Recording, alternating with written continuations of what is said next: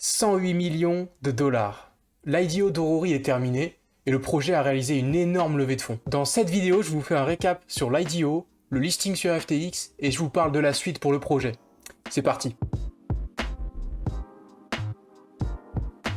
Déjà pour commencer, si tu ne connais pas le projet Aurori, je te renvoie vers ma vidéo de présentation du jeu. L'IDO s'est très bien passé, et comme on pouvait le prévoir, il y a eu beaucoup de fonds qui ont été retirés au dernier moment de l'événement. Au plus haut, on a eu 213 millions de dollars dans l'IDO, et on a terminé avec 108 millions, pour un prix du token à 15,55 $. 108 millions de dollars, c'est un montant incroyable. Avec cette somme, ils vont pouvoir recruter encore plus de super bons profils et développer un vrai jeu AAA. En plus de ça, ils vont pouvoir continuer à développer l'univers d'Aurori sur du long terme. Et c'est ce qu'on a envie de voir en tant qu'investisseur. Autre point, si l'IDO a si bien marché, c'est parce qu'il y a une grosse hype autour du projet. Elle aurait été lancée en juin, quand personne ne parlait du projet, le token n'aurait jamais fini à 15 $.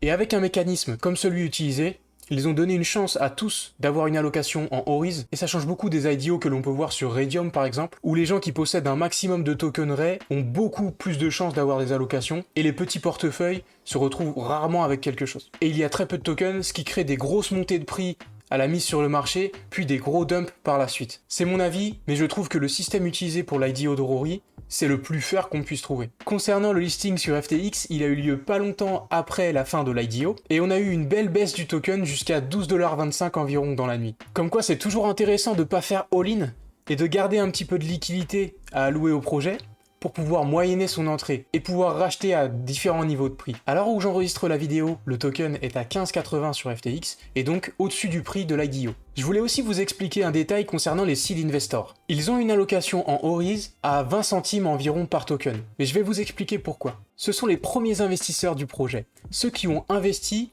quand le projet existait à peine, ou qu'il n'y avait qu'un concept. Sans ces investisseurs, le projet n'existerait peut-être même pas. Ils sont là pour conseiller, fournir des contacts, et aider le projet à progresser. Et ils ont tout à y gagner. De plus, les tokens achetés par ces investisseurs sont pour le moment bloqués et seront débloqués d'une manière linéaire sur 2 ans. Et ça justement pour éviter qu'ils ne dumpent, qu'ils vendent tous leurs tokens d'un coup. Et dernier point, le fait qu'il y ait un écart si important entre le prix des tokens payés par les seed investors et le prix de l'IDO ne dépend pas d'eux, vu que c'est le marché qui a décidé du prix lors de l'IDO. Maintenant qu'on a fait le tour de l'IDO et du listing, passons à la suite. Le token est aussi disponible maintenant sur Raydium via une pool USDC Ori et ne va pas tarder à être disponible sur Orca. Il y aura donc des pools de liquidité supplémentaires, mais encore plus intéressant, l'équipe travaille sur un moyen de staker les Ori et donc faire un rendement passif. Et ça devrait arriver avant la fin d'année. Personnellement, j'attends beaucoup le stacking, ce sera un gros plus pour le token Ori. L'équipe a aussi parlé de plusieurs autres listings sur des échanges centralisés, mais on ne sait pas encore lesquels.